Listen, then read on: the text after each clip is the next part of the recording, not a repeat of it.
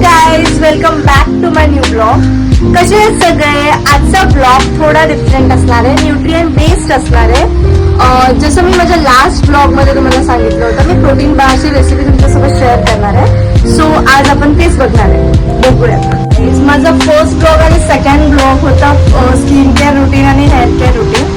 त्यावरती खूप जणांनी असे कमेंट्स केले की आमचे हेअर वाईट्स होत आहेत, त्याच्यावरती रेमेडी सांग.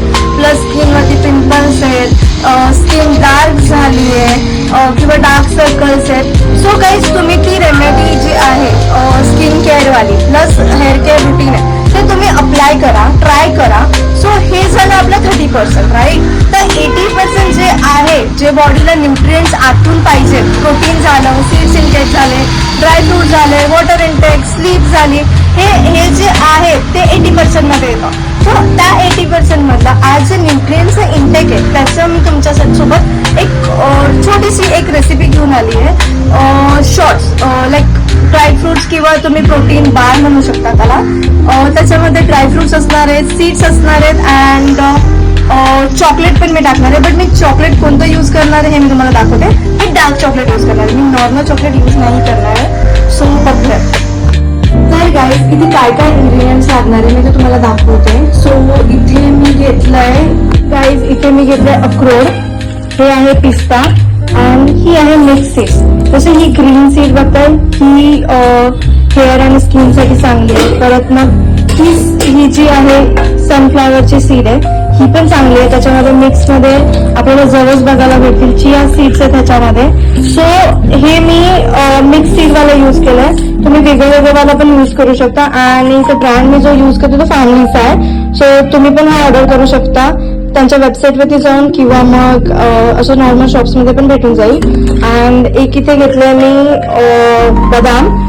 सो गोडवा आणण्यासाठी आपल्याला इथे शुगर काय गुळ किंवा काहीच ऍड करायचं नाहीये. प्रॉपर जे गोडवा आणणार आहे ते म्हणजे खजूर जास्त प्रमाणात तुम्हाला घ्यायचं. तुम्ही जसं बघू शकता मी एक प्लेट भरून घेतलेत. सो तुम्ही पण तसं घ्या. अँड आता बघूयात. तर गाईज, आता नेक्स्ट स्टेप म्हणजे जे पण ड्रायफ्रुट्स आहेत त्यांना आपल्याला घी मध्ये थोडंसं रोस्ट करून घ्यायचंय आणि सीड्सला पण, खजूरला नाही करायचंय. ते कसं वाटायचं किंवा त्याचं मिक्सर कसं करायचं ते मी तुम्हाला पुढे दाखवतेच.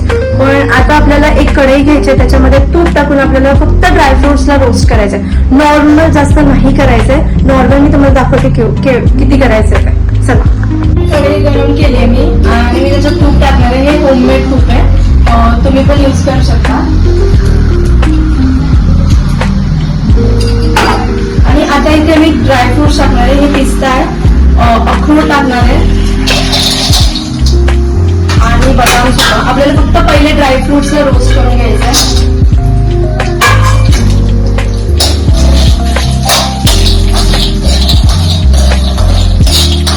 थोडंसं नॉर्मल रोस्ट करायचंय, एक लाईट कलर चेंज होईल एवढं.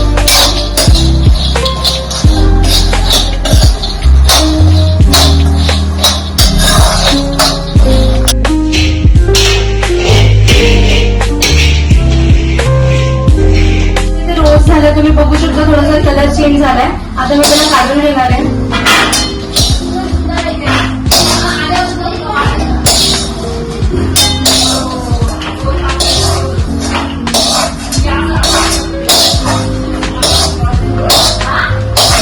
तर गाईज, इथे परत मी 1 चम्मच तूप टाकते. आता आपल्याला सीड्स आहेत जे इथे तुम्ही बघू शकता, ग्रीन सीड्स आहेत, सनफ्लॉवर वाली सीड्स आहेत, जवस आहे आणि चिया सीड्स आहेत. ह्या सगळ्या मिक्स सीड्स वाला आपल्याला एकदा रोस्ट करून घ्यायचं.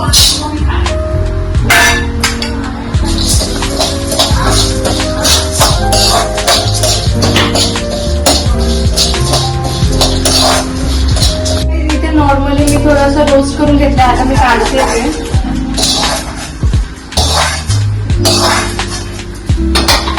इथे आपण ड्रायफ्रुट्स आणि सीड्सला जे रोस्ट केलेलं आहे त्याचं मिक्सचर आहे. प्लस मी साईडला खजूर घेतलाय आणि इथे आहे माझे डार्क चॉकलेट. ह्याला मी कट करून घेणार आहे, दाखवते मी तुम्हाला. तर गाईज, इथे डार्क चॉकलेटचे आपल्याला छोटे छोटे पीसेस नाही करायचे, असे क्यूब सारखे पीसेस ठेवायचे. म्हणजे आपण जेव्हा ड्रायफ्रुट्स आणि सीड्सला रोस्ट करून मिक्सचर मध्ये ग्राइंड करू ना, तर त्याच्यासोबत एक असा एक क्यूब टाकायचा. तर ते कसं करायचं आणि मिक्सचर कसं असलं पाहिजे, जाड असलं पाहिजे आणि थोडं नॉर्मल असलं पाहिजे, ते कसं असलं पाहिजे त्याचं स्ट्रक्चर मी ते तुम्हाला दाखवते. तर गाईज इथे मी मिक्सर घेतलंय आणि हे जे ड्रायफ्रुट्स आणि सीड्सचं जे मिक्सर आहे त्याच्यामध्ये थोडं टाकणार आहे मी. हे एवढं टाकलेलं तुम्ही बघू शकता. त्याच्यासोबत आपल्याला थोडेसे खजूर टाकायचं. गोडव्यासाठी आपल्याला खजूरच यूज करायचं, ना साखर ना गूळ ना शुगर फ्री काही यूज नाही करायचं. खजूरच त्याचा गोडवा पुन्हा आणणार आहे. सो इथे मी खजूर पण टाकलेला तुम्ही बघू शकता. आणि हा जो क्यूब आहे डार्क चॉकलेटचा तो आपल्याला याच्यात मिक्स करायचा. आपण ग्राइंड करू.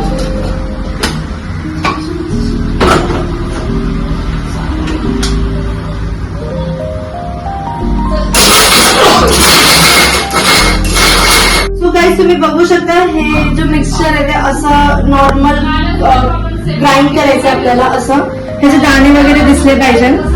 सो आता आपण सगळं खजूर आणि डार्क चॉकलेट आपण करून घेऊया.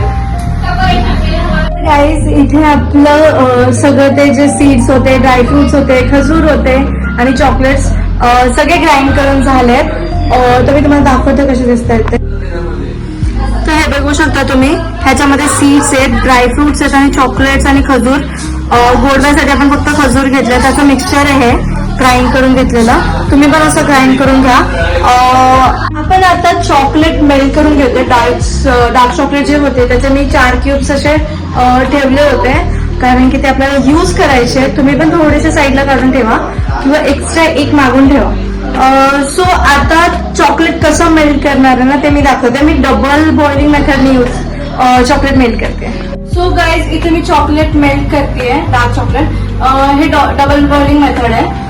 मी कढईत पाणी ठेवलं आणि पाणीमध्ये टोप ठेवलाय, त्याच्यामध्ये आपण चॉकलेट टाकलेत आणि मग ते मेल्ट होत आहे. आपण चॉकलेट मेल्ट केलेलं आहे आणि जे आपलं सीड्स आणि आल्मंड्स आणि ड्रायफ्रुट्स वालं जे मिक्सचर होतं ते आता आपल्याला त्याला एक परफेक्ट शॉर्ट्सचा असा शेप द्यायचा आहे चॉकलेट सारखा. सो मी इथे दाखवते तुम्हाला. चॉकलेट मोल्ड यूज करते. तुम्ही पण यूज करू शकता किंवा नाहीतर तुम्ही जे फ्रीझरमध्ये जे आईस क्यूबचं जे बॉक्सेस असतात ते पण यूज करू शकता. सो मी माझा चॉकलेट मोल्ड तुम्हाला दाखवते. गाईज हा चॉकलेट मोल्ड आहे, त्याच्यामध्ये मी खाली चॉकलेटचं जे मेल्टेड आहे ते टाकलंय. हा आपला मिक्सचर आहे जो हा आपण बनवलेला तो मी इथे टाकलेला आहे. आता चॉकलेट मी मेल्टेड लावलं तर ह्याच्यावरती मी असे छोटे छोटे क्यूब्स करून घेणार आहे चॉकलेट सारखे. हे चॉकलेट शॉर्ट्स, प्रोटीन शॉर्ट्स होणार आहेत आपले. तर मग मी तुम्हाला दाखवते. असं हे असं टाकून असं लावून घ्यायचे. ते एक्स्ट्रा असेल तर असं साईडला असा शेप द्यायचा आपल्याला. फक्त एक छोटा असा शॉर्ट सारखं, म्हणजे चॉकलेटचे बाईट्स जसे असतात तसे प्रोटीन बाईट्स आपण याला म्हणू शकतो.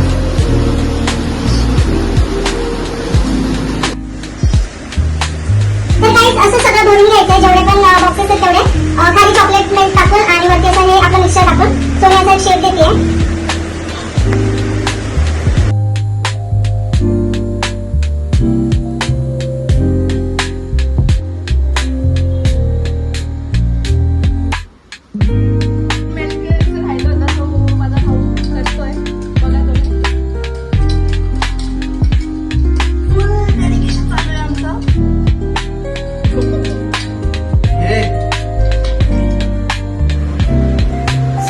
आपल्याला वरतून पण टाकायचे चॉकलेट मेल्टेड.